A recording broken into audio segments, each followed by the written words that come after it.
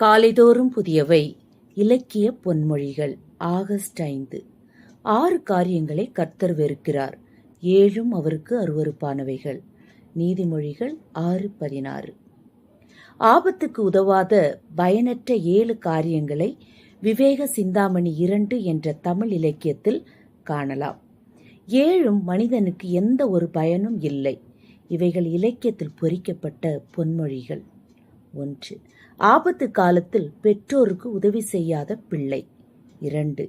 கடும் பசியால் வாடும்போது அப்பசியை போக்கிக் கொள்வதற்கு கிடைக்காத உணவு. 3. தாகமாக இருக்கும்போது அதை தணிக்க உதவாத தண்ணீர். 4. வறுமையை உணர்ந்து அதற்கேற்ப நடந்து கொள்ளாத பெண்கள். 5. கோபத்தை அடக்கி ஆளாத அரசன். 6. குருவின் உபதேசத்தை கேட்டு அதன்படி நடக்காத சீடன்.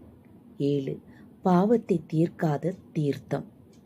பரிசுத்த வேதத்தில் இதை போல 7 காரியங்கள் கர்த்தருக்கு அருவருப்பான காரியமாக சொல்கிறார்.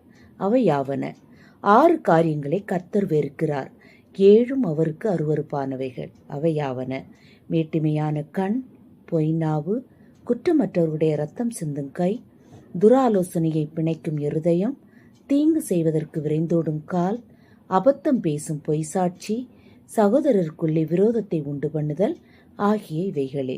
நீதிமொழிகள் 6:16 முதல் 19 வரை உள்ள வசனங்கள்.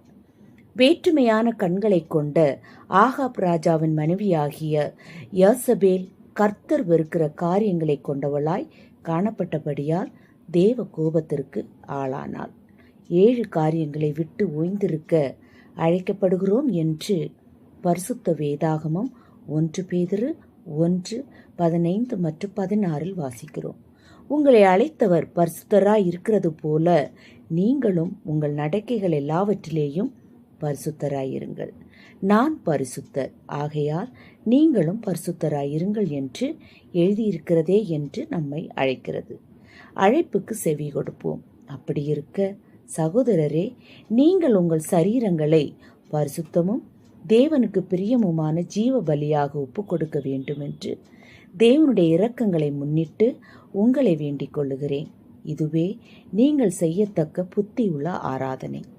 நீங்கள் இந்த பிரபஞ்சத்திற்கு ஒத்த வேஷம் தெரியாமல் தேவனுடைய நன்மையும் பிரியமும் பரிபூர்ணமான சித்தம் இன்னதென்று பகுத்தறியத்தக்கதாக உங்கள் மனம் புதிதாகிறதுனாலே மறுரூபமாகுங்கள். ஜெபம். தேவனே, உமக்கு பிரியமானதை செய்ய எனக்கு போதித்தருளும்.